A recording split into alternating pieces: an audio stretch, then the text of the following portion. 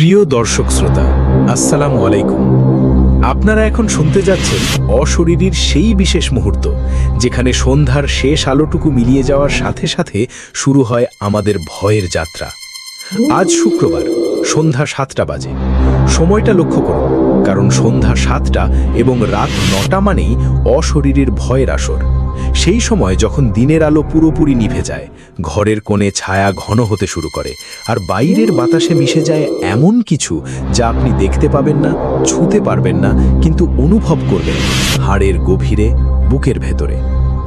আজ আমি আপনাদের সামনে নিয়ে আসছি এপিসোড 95-এর দুটি এমন ঘটনা যা শুনলে আপনার শরীর ঠান্ডা হয়ে যাবে, আপনার পাশের খালি চেয়ারটার দিকে তাকাতে ভয় করবে, আর ঘুমাতে গিয়ে বারবার মনে হবে দরজাটা ঠিকঠাক বন্ধ করেছিলেন তো। আজকের প্রথম ঘটনাটি ঘটেছে বাংলাদেশের কুমিল্লা জেলায়, সেখানকার একটি শ্মশানের শেষ চিতাকে ঘিরে। এমন একটি শ্মশান যেখানে বছরের পর বছর ধরে মৃতদেহ পোড়ানো হয়েছে, কিন্তু একটি রাতে সেই চিতার আগুন যখন শেষবারের মতো জ্বলে উঠেছিল, সেই রাতের পর থেকে পুরো এলাকার মানুষের জীবন বদলে গেছে চিরতরে।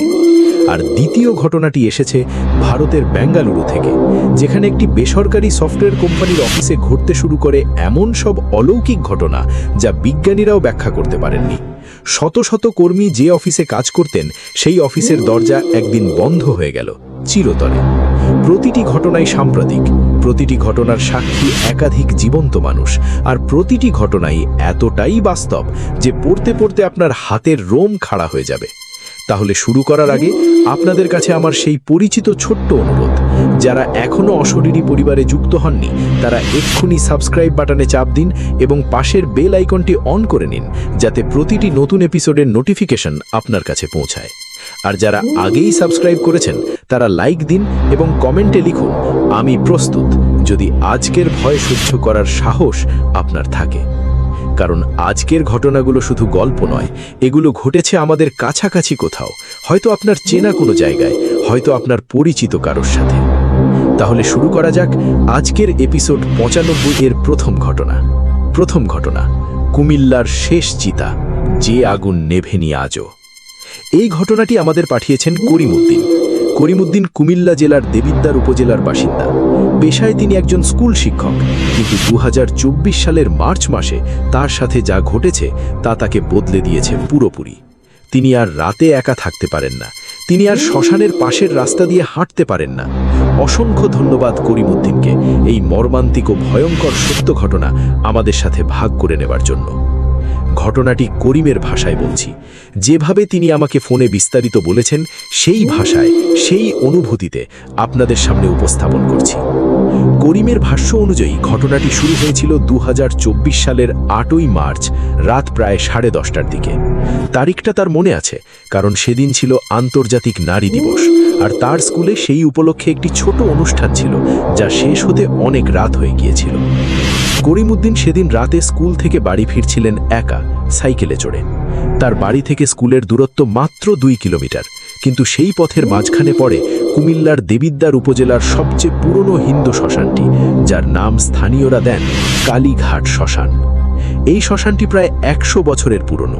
এখানে প্রজন্মের পর প্রজন্ম ধরে হিন্দু ধর্মাবলম্বীদের মৃতদেহ দাহ করা হয়েছে, কিন্তু গত কয়েক বছরে এলাকার হিন্দু পরিবারের সংখ্যা কমে আসায় এই শ্মশানে আর প্রায় কোনো দাহকার্য হয় না। এলাকার মানুষ বলে, এই শ্মশানের মাটিতে এত মানুষের ছাই মিশেছে যে রাতে এখানে আলো জ্বলে। তারা বলে এখানকার মাটি কথা বলে। তারা বলে রাতে এই শ্মশানের পাশ দিয়ে গেলে কেউ কেউ পেছন থেকে কাঁধে হাত পড়তে অনুভব করেছেন। করিম নিজেও এই ঘটনা শুনেছিলেন বহুবার, কিন্তু একজন শিক্ষক হিসেবে তিনি কখনো বিশ্বাস করেননি। তিনি ভাবতেন এগুলো নিছক কুসংস্কার, অন্ধবিশ্বাস। তাই সেই রাতেও তিনি নির্ভয়ে সাইকেল চালিয়ে যাচ্ছিলেন শ্মশানের পাশের রাস্তা ধরে। কিন্তু শ্মশানের মূল ফটকের কাছাকাছি আসতেই তার সাইকেলের চেন হঠাৎ পড়ে গেল। করিম সাইকেল থামালেন, নেমে চেন লাগাতে চাইলেন। ঝোপের আড়ালে লুকানো পথের আলো সেই জায়গায় পৌঁছায় না, তাই তিনি মোবাইলে টর্চ জ্বালালেন। চেন লাগাতে গিয়ে হঠাৎ তার চোখ পড়ল শ্মশানের দিকে। শ্মশানের মাঝখানে, যেখানে দাহ করার মঞ্চটি ছিল, সেখানে একটি আগুন জ্বলছে। করিম প্রথমে ভাবলেন হয়তো কেউ দাহ করছেন, কিন্তু তারপরই তার মনে হলো এত রাতে, আর সেই আগুনের রংটা একটু অদ্ভুত। সাধারণ আগুনের মতো কমলা বা লাল নয়, বরং একটু নীলাভ, একটু সাদা, যেন মোমবাতির শিখার মতো স্থির। সাধারণ আগুন এভাবে স্থির থাকে না, কিন্তু এই আগুন একটুও নড়ছিল না। কোনো বাতাস নেই, কোনো কাঠের ফাটার শব্দ নেই, কোনো ধোঁয়া নেই, শুধু সেই নীলাভ আলো নিঃশব্দে জ্বলছে। করিমের মাথায় সংশয় আসলো। তিনি চেন লাগানোর কথা ভুলে সেই আগুনের দিকে এক দৃষ্টিতে তাকিয়ে রইলেন। ঠিক তখনই ঘটল প্রথম ভয়ঙ্কর বিষয়টা। সেই আগুনের পাশে একটি অবয়ব দেখা গেল। একটি মানুষের অবয়ব, কিন্তু স্বাভাবিক মানুষের মতো নয়। উচ্চতায় সাধারণ মানুষের মতোই, কিন্তু তার শরীরের চারপাশে একটি আভা ছিল, ঠিক সেই নীলাভ আলোর মতো। সে মঞ্চের ফেয়ানে দাঁড়িয়ে আছে, স্থির, নিঃশ্বাস নিচ্ছে কিনা বোঝা যাচ্ছে না। করিম ভরে সাইকেল ধরে সরে যেতে চাইলেন, কিন্তু তার পা দুটো যেন মাটিতে আটকে গেল।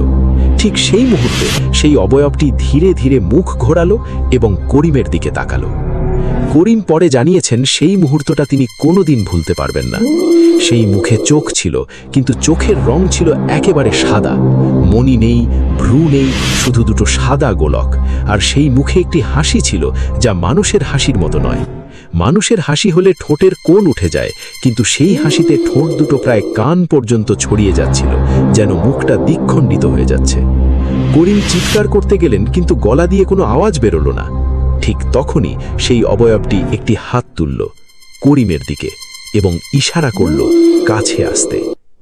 করিম জানেন না কিভাবে তিনি সেই মুহূর্তে পালিয়েছিলেন। তিনি বলেন, তার পরের স্মৃতি হলো তিনি বাড়ির দরজার সামনে দাঁড়িয়ে আছেন, হাঁপাচ্ছেন, তার সাইকেল পাশে পড়ে আছে আর তার শরীর ঘামে ভিজে গেছে। সেই রাতে তিনি আর ঘুমাতে পারেননি। পরের দিন সকালে করিম তার প্রতিবেশী মনোহর দাসের কাছে এই ঘটনা জানান। মনোহর দাস একজন হিন্দু পরিবারের বয়োজ্যেষ্ঠ, যার পরিবার এই শ্মশানের সাথে ঐতিহ্যগতভাবে যুক্ত ছিল।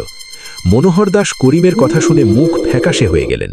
তিনি বললেন, করিম ভাই, আপনি যা দেখেছেন সেটা কোনো জীবিত মানুষ ছিল না। আমি আপনাকে একটা কথা বলি, এই শ্মশানের শেষ দাহকার্য হয়েছিল ঠিক 6 মাস আগে। একজন বৃদ্ধর দাহ হয়েছিল, কিন্তু সেই দাহের রাতে কিছু একটা হয়েছিল যা আমরা কাউকে বলিনি। সেই রাত থেকে আমি ঠিক করে ঘুমাতে পারিনি। মনোহর দাস তারপর যা বললেন তা শুনে করিমের মেরুদণ্ড ঠান্ডা হয়ে গেল। মনোহর দাসের বর্ণনা অনুযায়ী 6 মাস আগে 2023 সালের সেপ্টেম্বরে এলাকার একজন বৃদ্ধ হিন্দু ব্রাহ্মণ মারা যান। তার নাম ছিল হরিপদ চক্রবর্তী, বয়স প্রায় 88। হরিপদ বাবু ছিলেন এলাকার সম্মানিত ব্যক্তি, ধর্মপ্রাণ, তন্ত্রশাস্ত্রে পারদর্শী। তিনি মৃত্যুর আগে তার ছেলে প্রদীপকে ডেকে বলেছিলেন একটি কথা, আমাকে এই শ্মশানের শেষ চিতায় পড়াবি। আমি যদি মরি, এই শ্মশানের সাথেই আমার শেষ হোক। প্রদীপ বাবা যা বলেছেন তাই করেছিলেন।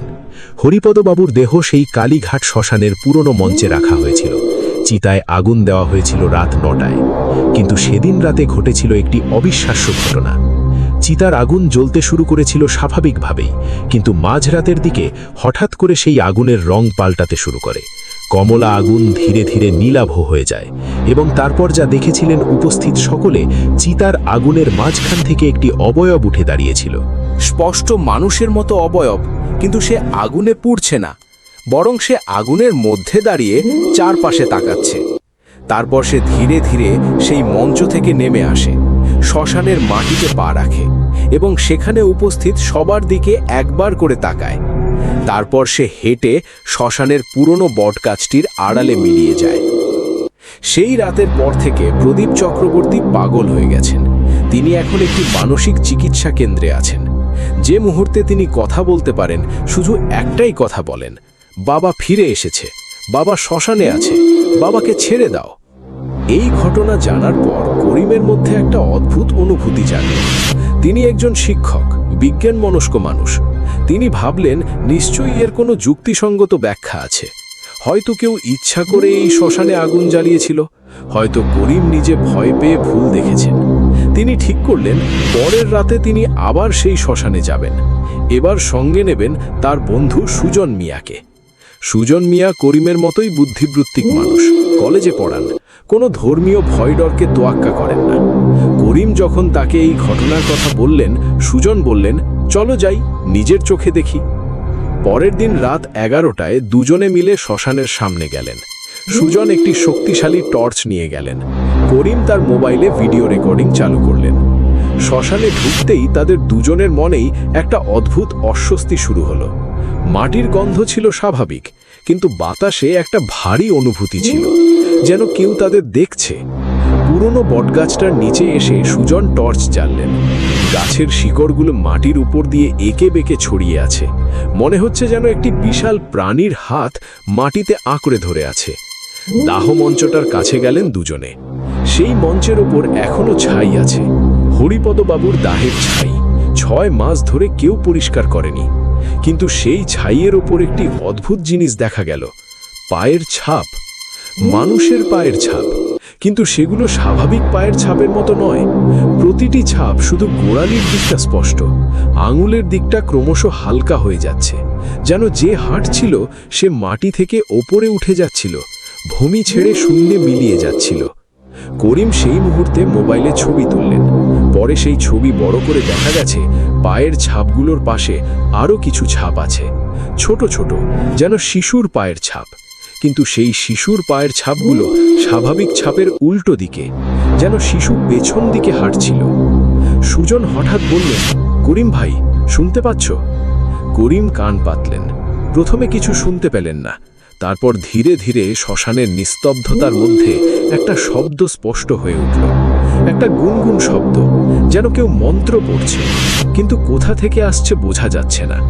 মাটির নিচ থেকে আসছে মনে হচ্ছে, আবার মনে হচ্ছে বাতাস থেকে আসছে। দুজনে ভালো করে কান পেতে শুনলেন।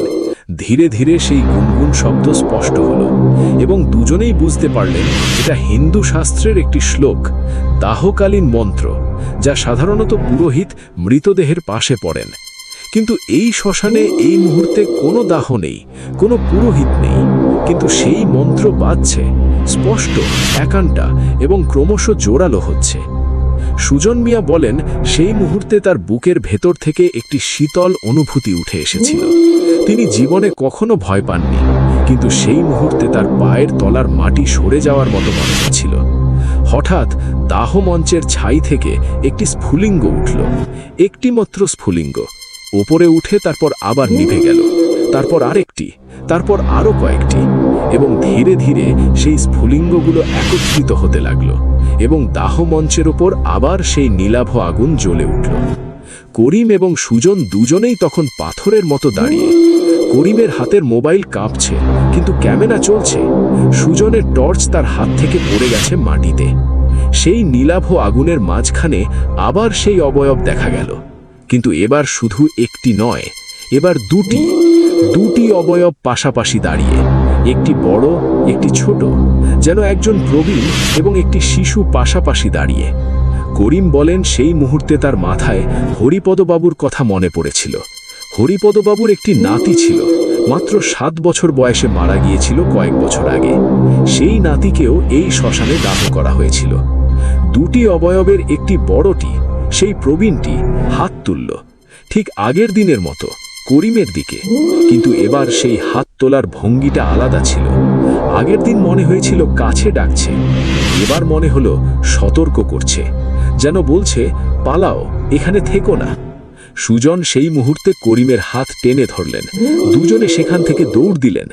এবার করিমের গলা খুলল, তিনি চিৎকার করলেন, পেছনে ফিরে তাকাননি।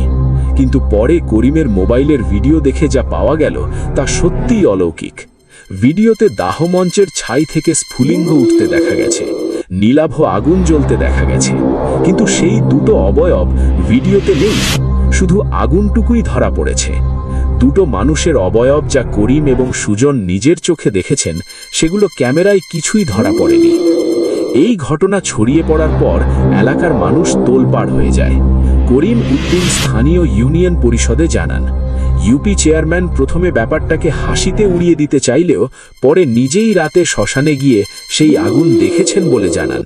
তিনি পরের দিন সকালে থানায় একটি জিডি করেন। পুলিশ এসে তদন্ত করে। তারা দাহমঞ্চের ছাই পরীক্ষা করে, আশেপাশের এলাকায় কাউকে খোঁজে, কিন্তু কিছুই পায় না। তবে তদন্তকারী দলের একজন কনস্টেবল, যার নাম রাশেদ, পরে করিমকে ফোন করে বলেন, ভাই, আমি আপনাকে একটা কথা বলবো অফ রেকর্ড। আমিও সেই আগুন দেখেছি, দিনের বেলায়, সকাল 10টায়। কোনো কারণ নেই, কোনো জ্বালানি নেই, তবু সেই মঞ্চে নীলাভ আগুন জ্বলছিল। আমি আমার অফিসার সাহেবকে বলেছি, কিন্তু উনি লিখতে রাজি হননি। বলেছেন মানুষে হাসবে। এর পরের কয়েক সপ্তাহে একের পর এক অদ্ভুত ঘটনা ঘটতে থাকে শ্মশানের আশেপাশের পরিবারগুলোতে। শ্মশানের সবচেয়ে কাছের বাড়িটি হল রমেশচন্দ্র দাসের। রমেশ দাস একজন বৃদ্ধ, পেশায় কামার। তার বাড়িটি শ্মশানের ফটক থেকে মাত্র 50 গজ দূরে। করিমের ঘটনার পরদিন থেকে রমেশ দাসের বাড়িতে শুরু হয় একটি অদ্ভুত সমস্যা। তার বাড়ির রান্নাঘরের চুলায় আগুন জ্বলছে না। যত কাঠ দেওয়া হোক, যত কেরোসিন দেওয়া হোক, আগুন ধরে কিন্তু মুহূর্তেই নিভে যায়।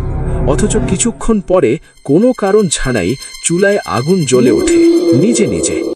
রমেশ দাসের স্ত্রী সুশীলা দেবী বলেন, এক রাতে তিনি ঘুমের মধ্যে অনুভব করেন কেউ তার পায়ের কাছে বসেছে। তিনি ভেবেছিলেন বিড়াল, কিন্তু জেগে দেখেন কেউ নেই। তবে বিছানার চাদরে স্পষ্ট একটি ছাপ আছে, যেন কেউ বসেছিল, এবং সেই ছাপটা মানুষের নিতম্বের আকৃতির মতো। শ্মশানের 2 বাড়ি পরে থাকেন শিক্ষিত যুবক আরিফ হোসেন। তিনি ঢাকায় চাকরি করেন। সেই সময় গ্রামে এসেছিলেন ছুটিতে। আরিফ করিমের কাছ থেকে সব শুনে বললেন তিনি এসব বিশ্বাস করেন না। কিন্তু পরের রাতেই আরিফের ঘরে ঘটে এক অদ্ভুত ঘটনা। আরিফ রাত 12টায় ঘুমোতে যান। ভোর 3টে হঠাৎ তার ঘুম ভাঙে। তিনি দেখেন তার জানালাটা খোলা। জানালার পর্দা বাতাসে ফুলছে, কিন্তু বাইরে কোনো বাতাস নেই। রাতটা একেবারে নিস্তব্ধ। তাহলে পর্দা নড়ছে কেন? আরিফ উঠে জানালার কাছে গেলেন। জানালা দিয়ে বাইরে তাকালেন। দূরে শ্মশানের দিকে সেই নীলাভর আলো দেখা যাচ্ছে।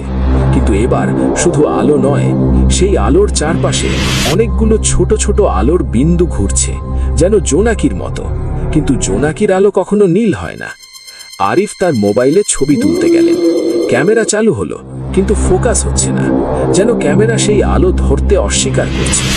হতাশ হয়ে তিনি জানালা বন্ধ করতে গেলেন, এবং তখনই দেখলেন জানালার কাঁচে একটি ছাপ, একটি হাতের ছাপ, বাইরের দিক থেকে। জানালাটা মেঝে থেকে 5 ফুট উচ্চতা।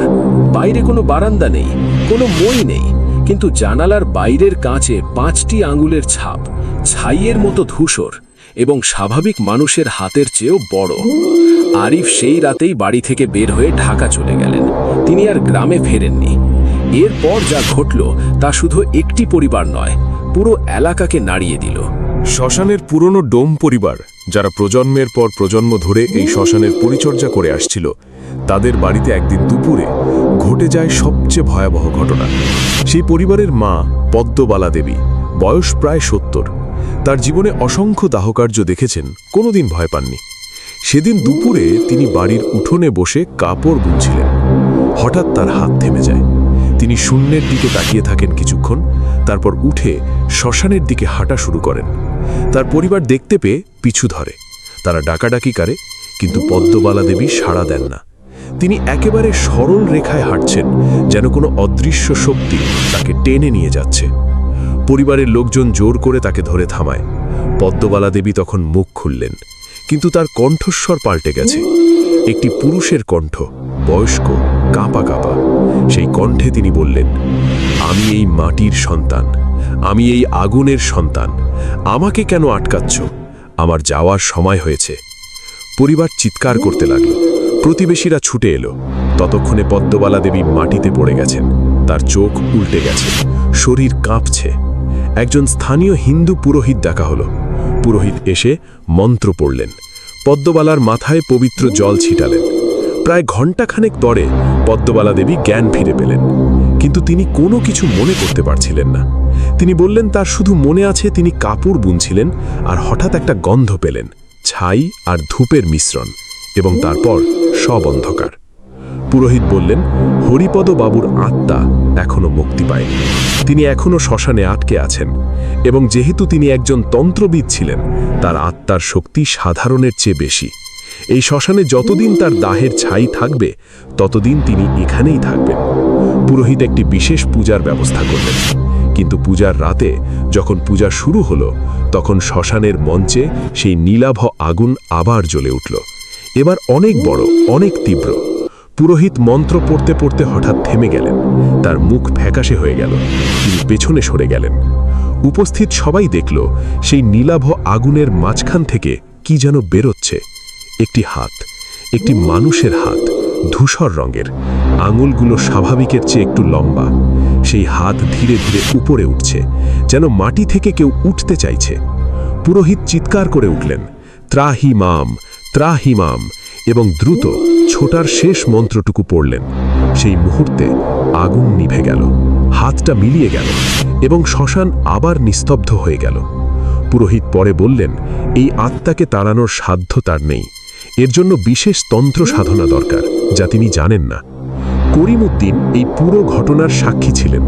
তিনি বলেন, পূজার রাতে সেই হাতটা দেখার পর তিনি যে ভয় পেয়েছিলেন তা তার সারা জীবনের অভিজ্ঞতার মধ্যে সবচেয়ে ভয়াবহ। এরপর থেকে সেই শ্মশানে আর কেউ যায় না। শ্মশানের ফটকে এখন একটি তালা ঝুলছে, তবে রাতে সেই নীলাভ আগুন এখনও দেখা যায়। প্রতি রাতে ঠিক রাত 12টার পর থেকে ভোর 4টে পর্যন্ত।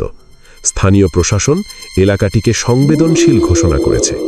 রাতে শ্মশানের কাছাকাছি যাওয়া নিষেধ করা হয়েছে, কিন্তু কুমিল্লার সেই কালীঘাট শ্মশানের আগুন আজও নেভেনি।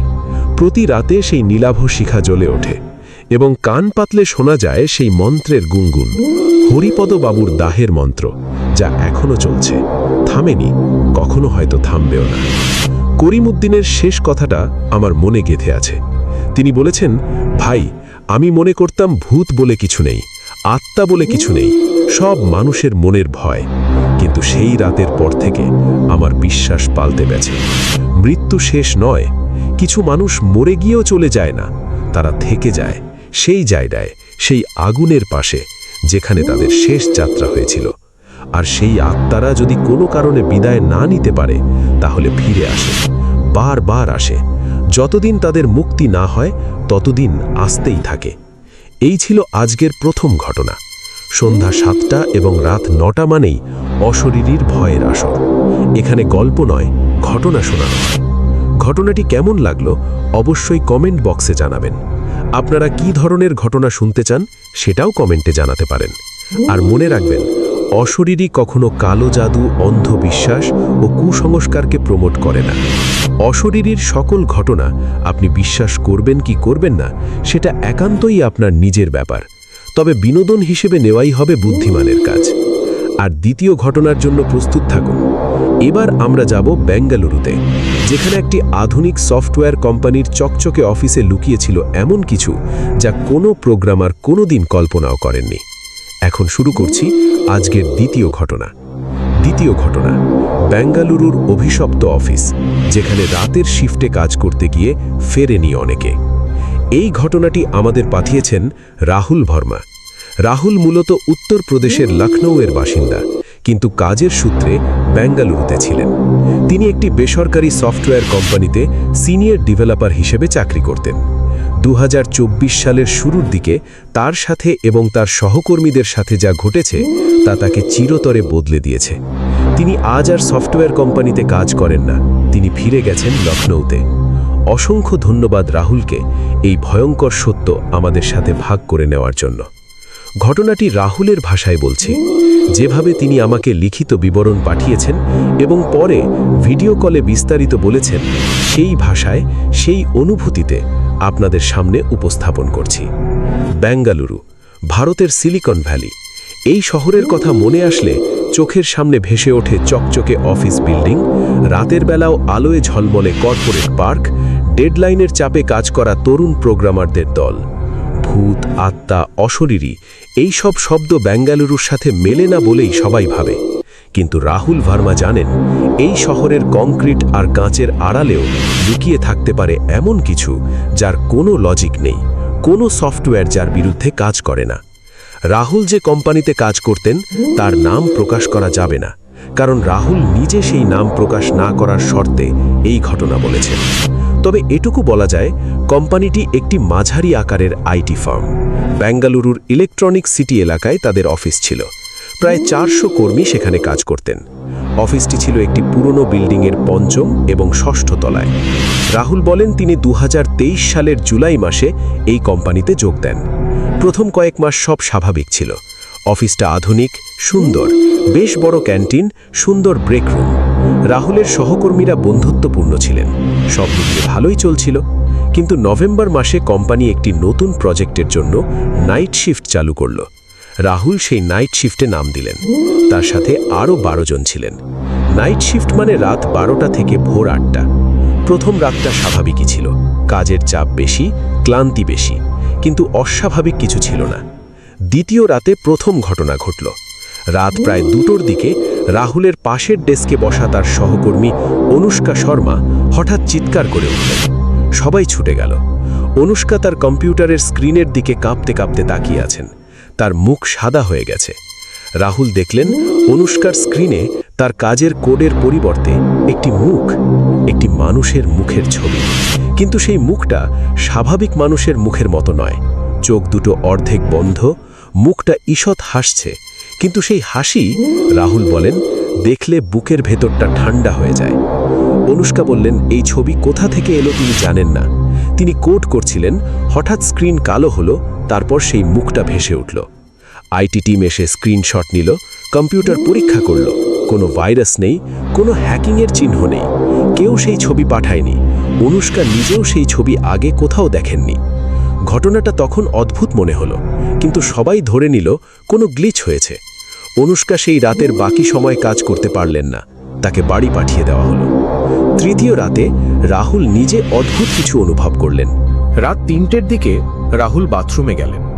অফিসের বাথরুম 5ম তলার করিডোরের শেষে। রাহুল বাথরুম থেকে বেরিয়ে করিডোর ধরে হাঁটছিলেন। করিডোরে টিউব লাইট জ্বলছে, সব স্বাভাবিক, কিন্তু করিডোরের মাঝামাঝি জায়গায় এসে তার পায়ের নিচের মেঝেটা হঠাৎ ঠান্ডা লাগলো। প্রচণ্ড ঠান্ডা, যেন হিমবাহের ওপর দাঁড়িয়ে আছেন। রাহুল মারানো থামালেন। তিনি দেখলেন তার পায়ের ঠিক 2 পা সামনে করিডোরের মেঝেটা একটু আলাদা দেখাচ্ছে। অন্য জায়গার মেঝের মতো নয়, এই জায়গাটা যেন একটু অন্ধকার, একটু ছায়াচ্ছন্ন। রাহুল আরেক পা এগোলেন এবং অনুভব করলেন সেই ঠান্ডাটা তার পায়ের তলা থেকে উঠে তার পুরো শরীরে ছড়িয়ে পড়ছে। একই সঙ্গে তার নাকে একটা গন্ধ এলো, ধূপের গন্ধ, আগরবাতির গন্ধ এবং তার সাথে মেশানো একটা অন্য গন্ধ, যেটা তিনি চিনলেন, কারণ একবার তিনি একটি মৃতদেহ বাড়িতে ছিল এমন সময় গিয়েছিলেন সেই একই গন্ধ, মৃত্যুর গন্ধ। রাহুল দ্রুত সেখান থেকে সরে গেলেন, কিন্তু পিছু ঘুরে একবার তাকালেন এবং দেখলেন সেই করিডোরের সেই জায়গায় টিউবলাইটের আলোয় একটি ছায়া দাঁড়িয়ে আছে, কিন্তু সেই ছায়াটা তৈরি করার মতো কোনো মানুষ নেই সেখানে। রাহুল সেদিন রাতে অফিসে ফিরে তার সহকর্মী কার্তিককে ঘটনাটা বললেন। কার্তিক বললেন, ভাই, তুমি কি জানো এই বিল্ডিংয়ে আগে কি ছিল? রাহুল জানতেন না। কার্তিক বললেন, এই বিল্ডিংটা বানানো হয়েছে প্রায় 15 বছর আগে। তার আগে এই জায়গায় ছিল একটি পুরনো হাসপাতাল। হাসপাতালটি বন্ধ হয়ে গিয়েছিল একটি বড় দুর্ঘটনার পর। একটি আগুন লেগেছিল এবং সেই আগুনে বেশ কয়েকজন রোগী মারা গিয়েছিলেন। সেই হাসপাতালের মর্গ ছিল এই বিল্ডিংয়ের 5ম তলায়, ঠিক যেই করিডোরে রাহুল সেই ছায়া দেখেছেন সেই জায়গায়। রাহুল এই তথ্য শুনে স্তব্ধ হয়ে গেলেন। কার্তিক আরও বললেন, এই নাইট শিফটে যারা আগে কাজ করেছেন তারা অনেকেই অদ্ভুত অভিজ্ঞতার কথা বলেছেন, কিন্তু কেউ অফিসিয়ালি কোম্পানিকে বলেননি, কারণ ভয় পেয়েছেন যে হাসবে। তিনি বললেন, তার নিজেরও একবার মনে হয়েছিল কেউ তার কাঁধে হাত রেখেছে, কিন্তু পিছু ফিরে কেউ ছিল না। চতুর্থ রাতের ঘটনা ছিল সবচেয়ে ভয়াবহ, এবং এই ঘটনাই রাহুলের জীবন সত্যিকার অর্থে বদলে দেয়। সেই রাতে নাইট শিফটে ছিলেন 13 জন কর্মী। রাত 2টোর দিকে তাদের মধ্যে একজন, প্রিয়া নায়ার, হঠাৎ তার কম্পিউটার থেকে উঠে বললেন তিনি একটু রুফটপে যাচ্ছেন, একটু বাতাস খাবেন। রুফটপ অর্থাৎ ছাদ। বিল্ডিংটা 7 তলা, কিন্তু 7 তলার ওপরে একটি ছোট্ট ছাদ আছে যেখানে কর্মীরা মাঝে মাঝে যান। কিন্তু প্রিয়ার আচরণটা অদ্ভুত ছিল। তিনি কারো দিকে না তাকিয়ে একেবারে একটা ঘোরের মধ্যে উঠে হাঁটতে শুরু করলেন। রাহুল খেয়াল করলেন প্রিয়ার চোখের দৃষ্টি অচল, ঠিক যেভাবে মানুষ ঘুমের মধ্যে হাঁটে। রাহুল সাথে সাথে উঠে প্রিয়ার পিছু নিলেন। কার্তিকও উঠল।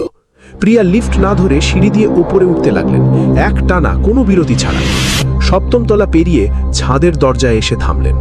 ছাদের দরজাটা তালাবন্ধ থাকার কথা, কিন্তু সেই মুহূর্তে দরজাটা খোলা। প্রিয়া সেই দরজার সামনে দাঁড়িয়ে হাতল ধরতে গেলেন। রাহুল ছুটে গিয়ে তার হাত ধরলেন।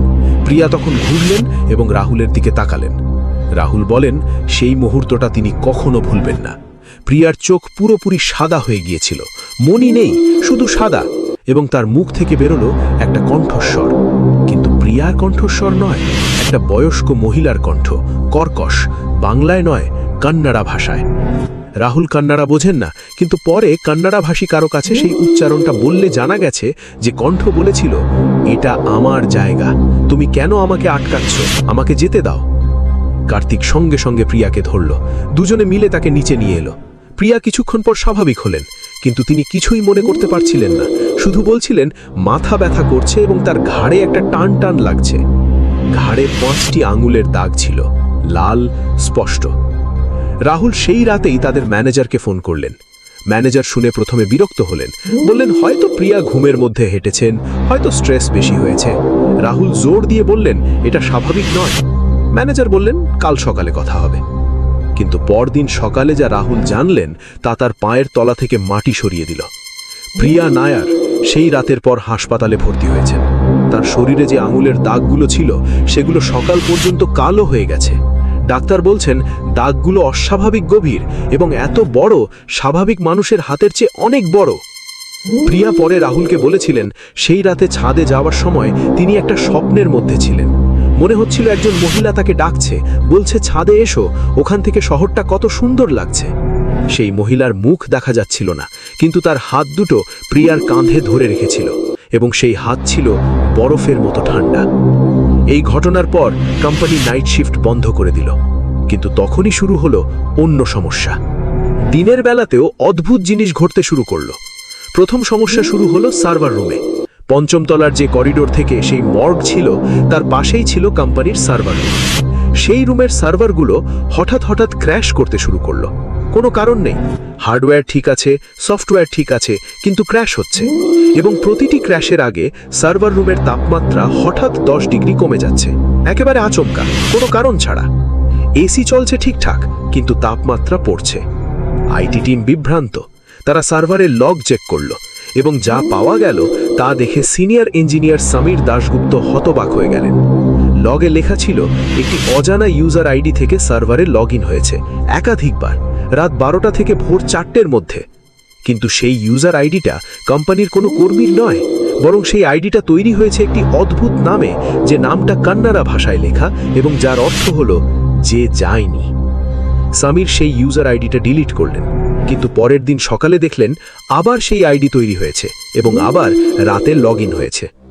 এই ঘটনা কোম্পানির সিইওকে জানানো হলো। সিইও একজন কর্পোরেট মানুষ, যুক্তিবাদী। তিনি বললেন কেউ হ্যাকিং করছে, সাইবার সিকিউরিটি টিম দেখুক। সাইবার সিকিউরিটি টিম তদন্ত করল। তারা জানালো এই লগ ইন ইন্টারনাল নেটওয়ার্ক থেকে হচ্ছে, মানে অফিসের ভেতর থেকে কেউ করছে। কিন্তু রাত 12টা থেকে 4টের মধ্যে অফিসে কেউ নেই। সিসিটিভি ফুটেজ দেখা হলো। সার্ভার রুমের বাইরের ক্যামেরায় রাত 12টা থেকে 4টের মধ্যে কোনো মানুষের ছবি নেই, কিন্তু একটা জায়গায় রাত ঠিক 2:43 ক্যামেরায় ধরা পড়ল একটি ছায়া, মানুষের আকৃতির ছায়া, কিন্তু সেই ছায়াটা তৈরি করার মতো কোনো মানুষ ক্যামেরায় নেই। ছায়াটা করিডোরে কিছুক্ষণ দাঁড়িয়ে থাকলো, তারপর সার্ভার রুমের দরজার ভেতর দিয়ে ঢুকে গেল, দরজা না খুলেই। এই সিসিটিভি ফুটেজ দেখে আইটি টিমের সবাই নির্বাক হয়ে গেলেন। কোম্পানি একটি সাইবার সিকিউরিটি ফার্মকে ডাকলো। তারা এসে পুরো নেটওয়ার্ক পরীক্ষা করলো। কোনো ম্যালওয়্যার নেই, কোনো ব্যাকডোর নেই, কিন্তু সেই অজানা ইউজার আইডির কার্যক্রম চলতেই লাগলো। ততদিনে কর্মীদের মধ্যে এই ঘটনা ছড়িয়ে পড়েছে। অফিসে গুজব ছড়িয়ে গেছে। বেশ কয়েকজন কর্মী একা অফিসে থাকতে রাজি নন। কেউ কেউ দিনের বেলাতেও 5ম তলার করিডোরের সেই জায়গাটা এড়িয়ে চলেন। রাহুল নিজেও আস্তে আস্তে বুঝতে পারলেন অফিসে এমন কিছু একটা আছে যা স্বাভাবিক নয়। একদিন দুপুরে রাহুল ক্যান্টিনে খাচ্ছিলেন। ক্যান্টিনটা 6 তলায়। দুপুরে সাধারণত বেশ ভিড় থাকে, সেদিনও ভিড় ছিল। রাহুল তার থালায় খেতে খেতে হঠাৎ লক্ষ্য করলেন তার পাশের টেবিলটা খালি, কিন্তু সেই টেবিলের চেয়ারগুলো থেকে একটা অদ্ভুত শব্দ আসছে, যেন কেউ চেয়ারে বসে পা নাড়াচ্ছে, পায়ের সাথে মেঝের ঘষার শব্দ, কিন্তু চেয়ারগুলোয় কেউ নেই। রাহুল সেই টেবিলের দিকে আরেকটু মনোযোগ দিলেন এবং দেখলেন সেই খালি টেবিলের উপর রাখা একটি গ্লাসে জল আছে এবং সেই জলে ঢেউ উঠছে, ছোট ছোট ঢেউ, যেন কেউ টেবিলে হাত রেখেছে, কিন্তু টেবিলে কোনো হাত নেই। রাহুল সেই টেবিলের দিকে আরও 1 মিনিট তাকিয়ে থাকলেন এবং তখন দেখলেন সেই টেবিলের সামনের দিকের চেয়ারে একটা আবছা ছায়া বসে আছে, এত হালকা যে ক্যান্টিনের উজ্জ্বল আলোতে প্রায় দেখাই যায় না। কিন্তু রাহুল স্পষ্ট দেখলেন একটি মানুষের অবয়ব ঝুঁকে খাচ্ছে। রাহুল সেখান থেকে উঠে গেলেন। তার খাওয়া সেদিন শেষ হলো না। পরের সপ্তাহে একটি ঘটনা পুরো কোম্পানিকে নাড়িয়ে দিল। অফিসের একজন সিনিয়র কর্মী মিস্টার বালাকৃষ্ণন, যিনি 25 বছর ধরে আইটি ইন্ডাস্ট্রিতে আছেন, তিনি একটি কথা জানালেন। তিনি এই অফিস বিল্ডিংয়ের ইতিহাস জানতেন এবং একটি বিষয় জানতেন যা কেউ জানত না। সেই পুরনো হাসপাতালে যে আগুন লেগেছিল, সেই আগুনে মারা গিয়েছিলেন একজন নার্স। তার নাম ছিল কবিতা রেড্ডি। বয়স ছিল মাত্র 32। তিনি মারা গিয়েছিলেন হাসপাতালের 5ম তলায়, মর্গের ঠিক পাশের একটি ওয়ার্ডে। কারণ সেই আগুনে যখন 5ম তলা ঘেরাও হয়ে গিয়েছিল, তখন কবিতা ওয়ার্ডে থাকা রোগীদের নিরাপদ করার চেষ্টা করছিলেন, কিন্তু নিজে বেরোতে পারেননি। বালাকৃষ্ণন বললেন, কবিতা রেড্ডির পরিবার সেই সময় হাসপাতালের বিরুদ্ধে মামলা করেছিল, কিন্তু মামলা কোথাও যায়নি। কবিতার মৃত্যু কোনো বিচার পায়নি এবং কথিত আছে, মৃত্যুর আগে কবিতা বলেছিলেন, আমি এখান থেকে যাব না যতদিন বিচার না পাই। এই তথ্যটা যখন অফিসে ছড়িয়ে পড়ল, তখন অনেকেই মিলিয়ে দিলেন সিসিটিভিতে দেখা ছায়া, প্রিয়ার ঘাড়ের দাগ, সেই কান্নড়া ভাষায় বলা কথা, এটা আমার জায়গা, সার্ভারে সেই ইউজার আইডির নাম যে যায়নি। এটা কি কবিতা রেড্ডির আত্মা? এই প্রশ্নটা একবার সামনে এলে কেউ আর অফিসে নিশ্চিন্তে কাজ করতে পারলেন না। কোম্পানি তখন একটি পূজার আয়োজন করার সিদ্ধান্ত নিল। একজন স্থানীয় পুরোহিত ডাকা হলো। সেই পুরোহিত 5ম তলায় একটি বিশেষ পূজা করলেন। পূজার সময় সবকিছু স্বাভাবিক ছিল। পূজা শেষে পুরোহিত বললেন, এখন ঠিক হয়ে যাবে। কিন্তু পরের দিন সকালে দেখা গেল, পূজার প্রদীপের ছাই দিয়ে 5ম তলার করিডোরে কে যেন লিখে রেখেছে কন্নড়া ভাষায়, পূজা যথেষ্ট নয়। সেই লেখা দেখে পুরোহিত কাঁপতে কাঁপতে বললেন, এই আত্মা অত্যন্ত শক্তিশালী এবং সে কোনো সাধারণ পূজায় শান্ত হবে না। তিনি আর আসতে রাজি হলেন না। এরপর থেকে কোম্পানিতে একের পর এক অদ্ভুত ঘটনা ঘটতে লাগল। অফিসের লিফটে মানুষ একা উঠলে মাঝপথে লিফট থেমে যায় এবং লিফটের বাতাস হঠাৎ ঠান্ডা হয়ে যায়। একজন কর্মী দীপক একবার লিফটে একা ছিলেন। লিফট হঠাৎ থামল, আলো নিভে গেল এবং দীপক অন্ধকারে অনুভব করলেন কেউ তার পাশে দাঁড়িয়ে তার কানের কাছে নিঃশ্বাস পড়ছে। দীপক চিৎকার করলেন, দরজা জোর করে খুলতে চাইলেন। 2 মিনিট পরে আলো জ্বলে উঠল, লিফট নামল। দীপক বেরিয়ে এসে মাটিতে বসে পড়লেন। তার চুলের একটি গোছা সাদা হয়ে গিয়েছিল। কোম্পানির মহিলা বাথরুমের একটি অদ্ভুত ঘটনার কথা একাধিক মহিলা কর্মী জানালেন। তারা বললেন, বাথরুমের আয়নায় মাঝে মাঝে পেছন থেকে কারো চেহারা দেখা যায়। ঘুরে দেখলে কেউ নেই, কিন্তু আয়নায় সেই চেহারা থাকে। একটি মেয়ের চেহারা, সাদা পোশাকে, চুল খোলা। রাতের শিফটের পর অফিসে থাকা সিকিউরিটি গার্ডরাও অভিযোগ করলেন। তারা বললেন, রাত 2টোর পর 5ম তলায় পদশব্দ শোনা যায়। কেউ হাঁটছে, করিডোর দিয়ে কেউ নেই। একজন গার্ড সাহস করে 5ম তলায় গিয়েছিলেন এবং দেখেছিলেন করিডোরের শেষ মাথায় একটি সাদা পোশাকে কেউ দাঁড়িয়ে আছে। তিনি টর্চ জ্বালালেন, কিছু নেই। কিন্তু সেই গার্ড পরের দিন থেকে কাজে আসেননি। কোম্পানির পরিস্থিতি ক্রমশ খারাপ হতে লাগল। কর্মীরা মানসিকভাবে অস্থির হয়ে পড়লেন। কাজের মান কমে গেল। প্রজেক্টের ডেডলাইন মিস হতে শুরু করল। কয়েকজন সিনিয়র কর্মী পদত্যাগ করলেন। রাহুল বলেন, এই সময়ে কোম্পানির ভেতরে একটা ভয়ের পরিবেশ তৈরি হয়ে গিয়েছিল। সবাই জানে কিছু একটা আছে, কিন্তু কেউ মুখে বলছে না, কারণ বললে পাগল ভাববে। কিন্তু সবচেয়ে ভয়াবহ ঘটনাটা ঘটল ফেব্রুয়ারি মাসে। অফিসের একজন তরুণ কর্মী বিনয় রাজ, উচ্চাভিলাষী, নতুন কাজে যোগ দিয়েছেন, মাত্র 3 মাস হয়েছে। তিনি এই সব ভূতের ঘটনা শুনে হাসতেন, বলতেন এগুলো মানসিক চাপের ফল। একদিন রাত 9টার সময় তিনি একা অফিসে থেকে গেলেন একটি প্রজেক্ট শেষ করতে। বাকি সবাই চলে গেছেন। পরদিন সকালে তাকে পাওয়া গেল 5ম তলার করিডোরের মেঝেতে অজ্ঞান অবস্থায়। তার পাশে তার ল্যাপটপ খোলা, স্ক্রিনে একটি ডকুমেন্ট খোলা, কিন্তু ডকুমেন্টে বিনয়ের কোনো কাজ নেই। বরং সেই ডকুমেন্টে কন্নড়া ভাষারে অনেক কিছু লেখা, যা পরে অনুবাদ করা হলে দেখা গেল সেটা কোনো সংক্ষিপ্ত বক্তব্য নয়, বরং কয়েকটি বাক্য বারবার লেখা। আমি এখানে আছি, আমি এখানে থাকব, আমাকে সরানো যাবে না। বিনয় হাসপাতালে ভর্তি হলেন। তিনি জ্ঞান ফিরে পাওয়ার পর বললেন, তিনি শুধু এটুকু মনে করতে পারছেন যে রাত 11টার দিকে তার কম্পিউটারে কে যেন টাইপ করছিল। তিনি পেছন ফিরে দেখলেন তার চেয়ারে একটি মহিলা বসে আছেন, সাদা পোশাকে, চুল খোলা, এবং তিনি বিনয়ের দিকে ঘুরে তাকালেন। বিনয় আর কিছু মনে নেই। এই ঘটনার পর সিইও সিদ্ধান্ত নিলেন তিনি কোম্পানি অন্যত্র সরাবেন। কিন্তু অফিস সরানোর প্রক্রিয়া শুরু হতেই নতুন অদ্ভুত ঘটনা শুরু হলো। প্যাকিং করার সময় জিনিসপত্র নিজে নিজে পড়ে যাচ্ছে, কম্পিউটার একা একা বন্ধ হয়ে যাচ্ছে, এবং যে ট্রাক এসেছে মালপত্র নিতে সেই ট্রাকের ইঞ্জিন অফিস বিল্ডিংয়ের সামনে আসতেই বন্ধ হয়ে যাচ্ছে, কোনো কারণ ছাড়া। রাহুল বলেন, শেষ রাতে যখন তারা অফিস থেকে সব নিয়ে বের হচ্ছিলেন তখন ৫ম তলার করিডরের সেই জায়গায় একবার দাঁড়িয়েছিলেন, এবং সেই মুহূর্তে তিনি অনুভব করেছিলেন কেউ তার কাঁধে হাত রেখেছে, ঠান্ডা হাত, এবং কানের পাশে একটি কণ্ঠ, ভালো থেকো। ঠিক একটি মহিলার কণ্ঠ, শান্ত কিন্তু গভীর বেদনাময়। রাহুল সেদিন ঘুরে তাকাননি, সরাসরি বেরিয়ে গেছেন। কোম্পানি সেই বিল্ডিং ছেড়ে অন্যত্র চলে গেছে। পুরনো বিল্ডিংটা এখন আবার খালি পড়ে আছে। নতুন কোনো ভাড়াটে খোঁজা হচ্ছে, কিন্তু স্থানীয় মানুষ জানেন সেই বিল্ডিং ভাড়া নেওয়ার জন্য যারা আসছেন তারা বেশিক্ষণ থাকছেন না। রাহুল লখনৌতে ফিরে গেছেন, আর আইটিতে কাজ করেন না। তিনি বলেছেন কবিতা রেড্ডির আত্মা আজও সেই বিল্ডিংয়ে আছেন। তাকে বিচার দেওয়া হয়নি, তার মৃত্যুর কোনো স্বীকৃতি আসেনি, তাই তিনি যাবেনও না। রাহুলের শেষ কথাটা আমাকে অনেকক্ষণ ভাবিয়েছে। তিনি বলেছেন, ভাই, আমি এখন বুঝতে পারি মানুষের মৃত্যু যখন ন্যায় বিচার ছাড়া হয়, যখন তার কষ্টের কথা কেউ শোনে না, তখন সেই মানুষের আত্মা মুক্তি পায় না। কবিতা শুধু একজন নার্স ছিলেন, অন্যদের বাঁচাতে গিয়ে মারা গিয়েছিলেন। তার বিচার হয়নি, তার পরিবার সুবিচার পায়নি। সেই যন্ত্রণা এখনও সেই করিডরে, সেই সার্ভার রুমে, সেই আয়নায় বন্দী হয়ে আছে। আর আমরা যারা সেখানে কাজ করতাম, আমরা প্রতিদিন সেই যন্ত্রণার পাশ দিয়ে হেঁটে যেতাম, না জেনে না বুঝে। আজকের এপিসোড ৯৫-এর দুটি ঘটনা এখানেই শেষ হলো। কুমিল্লার সেই কালীঘাট শ্মশানের নীলাভ আগুন, হরিপদবাবুর অতৃপ্ত আত্মা, একটি মঞ্চ থেকে উঠে আসা সেই হাত, আজও সেই আগুন জ্বলছে, আজও সেই করিডর নিস্তব্ধ রাতে গুনগুন করছে।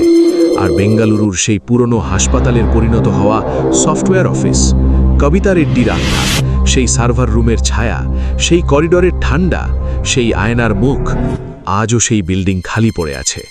আজও রাতে সেই ৫ম তলায় পদশব্দ শোনা যায়।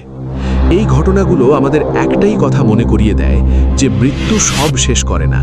কিছু মানুষ মরে গিয়েও থেকে যায়। তাদের যন্ত্রণা, তাদের অপেক্ষা, তাদের অতৃপ্তি সবটাই আটকে থাকে সেই জায়গায় যেখানে তারা শেষবার নিঃশ্বাস নিয়েছিলেন। আপনারা কেউ যদি এমন কোনো অভিজ্ঞতার শিকার হয়ে থাকেন, তা আমাদের সাথে শেয়ার করুন। আমাদের ইমেল oshoriri@gmail.com। আপনার নাম বা পরিচয় সম্পূর্ণ গোপন রাখার প্রতিশ্রুতি দিচ্ছি। আজকের এপিসোডটি কেমন লাগলো কমেন্ট বক্সে জানাতে ভুলবেন না। লাইক দিন, শেয়ার করুন, আর যারা এখনও সাবস্ক্রাইব করেননি তারা এক্ষুনি করুন, কারণ সন্ধে ৭টা আর রাত ৯টা মানেই অশরীরীর ভয়ের আসর। এই আসর থামে না, এই ভয় শেষ হয় না। যতক্ষণ অন্ধকার থাকে ততক্ষণ অশরীরী থাকে। আগামী এপিসোডে নতুন দুটি ভয়ঙ্কর সত্য ঘটনা নিয়ে হাজির হব। সে পর্যন্ত ভালো থাকুন, সুস্থ থাকুন, সুন্দর থাকুন, নিরাপদে থাকুন। রাতে একা বাইরে বেরোবেন না, বিশেষ করে সন্ধে ৭টার পর, আর রাত ৯টার পরে তো একেবারেই নয়। কারণ এই সময়টা শুধু আমাদের নয়, এই সময়টা তাদেরও যারা চলে গেছেন কিন্তু ফিরে আসেন। আল্লাহ হাফেজ।